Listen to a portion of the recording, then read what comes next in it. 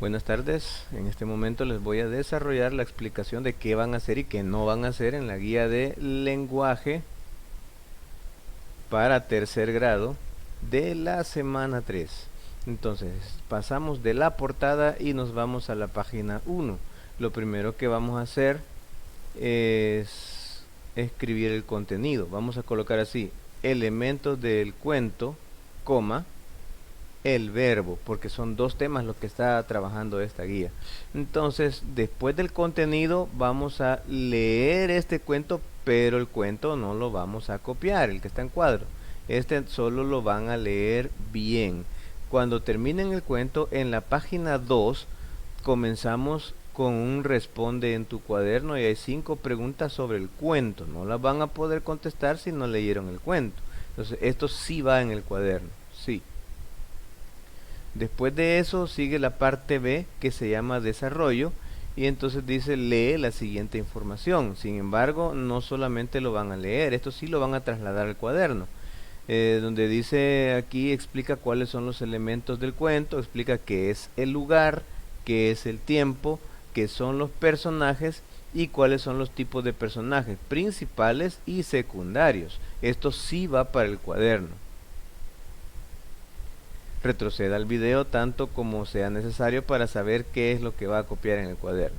Luego viene una actividad, dice lee nuevamente el cuento anterior, estoy leyendo acá, y completa en tu cuaderno el siguiente cuadro con los nombres de los personajes, el lugar, el tiempo en que se sucedieron los hechos en el cuento. Entonces, del cuento que leyeron al inicio pero no copiaron, van a describir en qué lugar se lleva a cabo, en qué tiempo y cuáles son los personajes.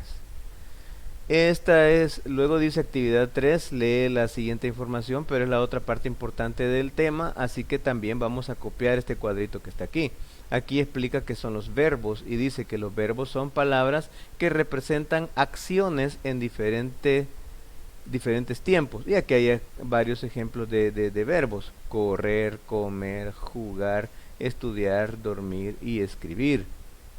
En pasado, estos mismos verbos serían corrió, comió, jugó, estudió, durmió, escribió.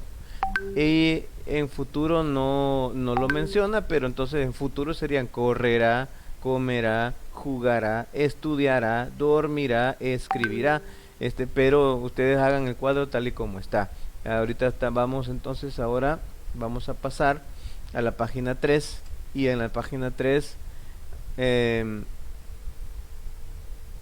bueno, aquí vamos a saltar esto, no vamos a hacer esto, pero vamos a la actividad 4. En la actividad 4 dice, es hora de practicar lo aprendido, planifica la escritura de un cuento, sigue los siguientes pasos.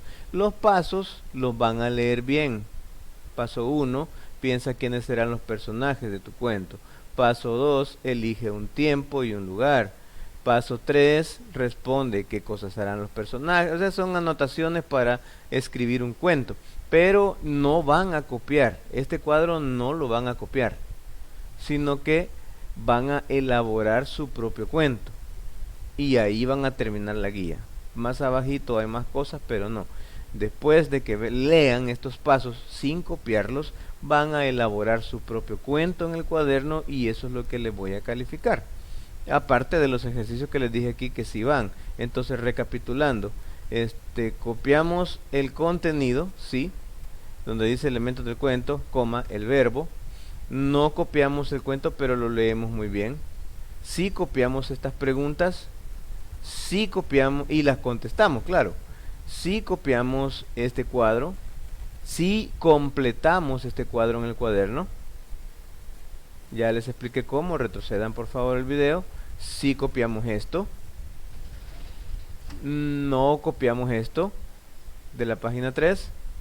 Y esto no lo copiamos, sino que vamos a seguir la indicación para elaborar su propio cuento.